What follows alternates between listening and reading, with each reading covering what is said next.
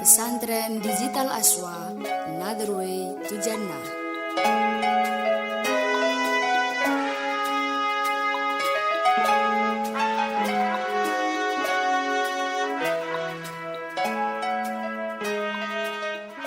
Assalamualaikum warahmatullahi wabarakatuh. Bismillah. Alhamdulillahilladzi ja'alana min ahli sunnati wal jamaah wa ab'adana an ahwali ahli bid'ah wat dhalalah. Wassalatu wassalamu ala sayyidina wa maulana Muhammad ibn Abdillah wa ala alihi wa sahbihi wa mawalah, amma ba'dah. Teman-teman santri digital yang dirahmati Allah Subhanahu wa ta'ala, alhamdulillah kita masih diberikan kesempatan oleh Allah Subhanahu wa ta'ala sehingga masih bisa bersama-sama thalabul ilm, bersama-sama mencari ilmu, melakukan sebuah kewajiban bagi kita. Untuk pertemuan kali ini kita membahas tentang adanya bid'ah hasanah setelah Rasulullah Shallallahu Alaihi Wasallam wafat di masa para sahabat, sebagai bukti bahwa hasil ijtihad para sahabat ini kadang belum pernah dilakukan oleh Rasulullah, belum pernah ada di masa Rasulullah, tapi tidak menyalahi aturan syara. Sehingga para ulama sepakat bahwa hal tersebut merupakan sebuah bid'ah hasanah. Ini sebuah dalil untuk menjawab dari para penentang adanya bid'ah hasanah. Namun sebelumnya mari kita buka pertemuan kali ini dengan bacaan umul kitab, dengan harapan nantinya kita benar-benar mendapatkan ilmu nafi yang manfaat fid dini wa dunya hatta akhirah. Ala hadhihi niyah wa ala kulli niyatin shalihah. Al-Fatihah. A'udzu billahi minasyaitonir rajim. Bismillahirrahmanirrahim. Alhamdulillahi rabbil alamin, arrahmanir rahim, maliki yaumiddin. Iyyaka na'budu wa iyyaka nasta'in. Ihdinas siratal mustaqim. Siratal ladzina an'amta 'alaihim ghairil maghdubi 'alaihim waladdallin. Rabbighfirli wa liwalidayya, amin. Ada beberapa macam bid'ah hasanah setelah Rasulullah wafat pada masa sahabat.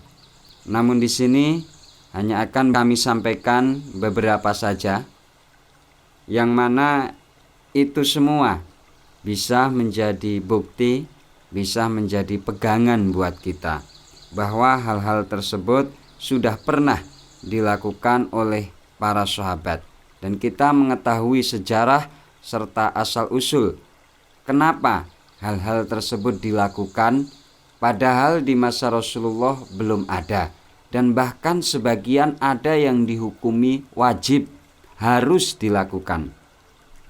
Di antaranya penghimpunan Al-Quran dalam mushaf. Ini di masa Rasulullah belum ada. Jadi bid'ah bisa dikatakan bid'ah. Hal baru bisa dikatakan hal yang baru. Karena apa? Memang itu lam yu'had fi asri Rasulillah, di masa Rasulullah itu belum ada, belum dikenal. Jadi adanya Al-Quran dikumpulkan, ditulis dalam satu mushaf, ini mulai kekhalifahan Abu Bakar Siddiq. Pada saat itu diriwayatkan oleh Imam Al-Bukhari bahwa Ja'a Sayyiduna Umar bin Khattab radhiyallahu an ila Sayyidina Abi Bakrin yaqulu lahu ya khalifata Rasulillah aral qatsla qad istaharra fil qurra falau jama'tal Qur'an fi mushaf. Sayyidina Umar radhiyallahu anhu suatu saat pernah mendatangi Khalifah Abu Bakar dan berkata, "Wahai Khalifah, saya melihat pembunuhan dalam peperangan Yamamah telah mengorbankan para penghafal Al-Quran." Jadi saat itu setelah terjadinya perang Yamamah. Karena di perang Yamamah tersebut banyak ahlul qurra, ahli-ahli Quran, penghafal-penghafal Al-Quran ikut berperang dan terbunuh dalam perang Yamamah. Sehingga Sayyidina Umar bin Khattab ini sangat khawatir. Bagaimana ketika orang-orang yang hafal Al-Quran ini nanti terbunuh semua? Orang-orang yang hafal Al-Quran ini habis karena terbunuh dalam peperangan. Maka Quran ini dikhawatirkan bisa hilang. Sehingga Sayyidina Umar mengusulkan kepada Sayyidina Abu Bakar Siddiq, bagaimana kalau Anda menghimpun Al-Quran dalam satu mushaf? Jadi ini usulnya Sayyidina Umar bin Khattab di masa kekhalifahan Abu Bakar Siddiq. Bagaimana seandainya engkau menghimpun Al-Quran dalam satu mushaf, ditulis dalam sebuah buku, dalam sebuah mushaf, sehingga Al-Quran ini bisa terjaga, tidak hilang. Jadi kita tidak akan pernah khawatir ketika nanti para penghafal Al-Quran ini sudah meninggal. Al-Quran masih tetap ada, Al-Quran bisa dijaga.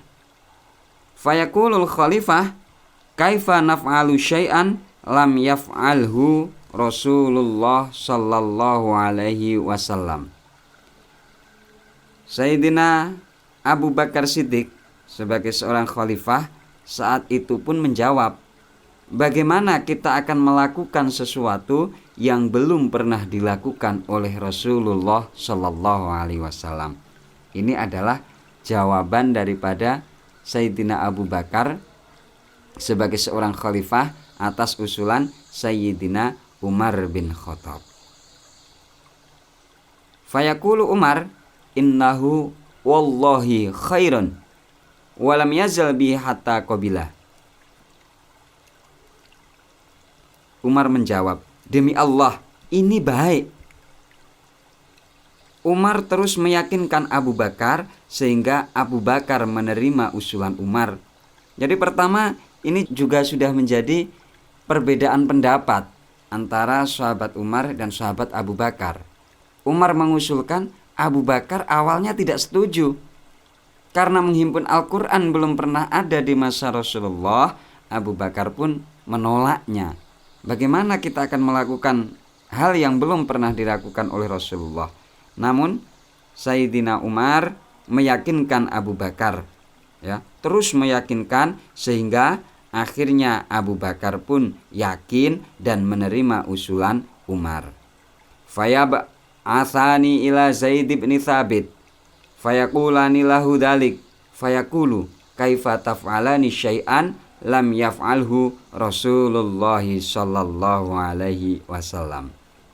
Kemudian keduanya, yakni Sayyidina Umar dan Sayyidina Abu Bakar, menemui sahabat Zaid bin Thabit dan menyampaikan tentang rencana mereka kepada Zaid. Jadi rencana itu disampaikan kepada Zaid yang tujuannya supaya Zaid nanti menuliskan Al-Quran, mengumpulkan Al-Quran dalam mushaf. Namun awal mulanya Zaid bin Thabit pun menjawab seperti apa yang disampaikan oleh Khalifah Abu Bakar Siddiq.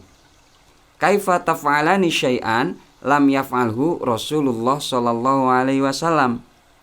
Bagaimana kalian akan melakukan sesuatu yang belum pernah dilakukan oleh Rasulullah sallallahu alaihi wasallam? Ini sama persis seperti apa yang disampaikan Sayyidina Abu Bakar ketika pertama kali menerima usulan dari Umar. Fayaqulani lahum innahu wallahi khairun fala yazalani bihi hatta syarahallahu sadrahu kama syaraha sadra Abi Bakrin wa Umar radhiyallahu anhuma. Keduanya menjawab, demi Allah, ini baik. Jadi Umar bin Khattab dan juga Sayyidina Abu Bakar menjawab, demi Allah, ini baik. Keduanya terus meyakinkan Zaid bin Sabit.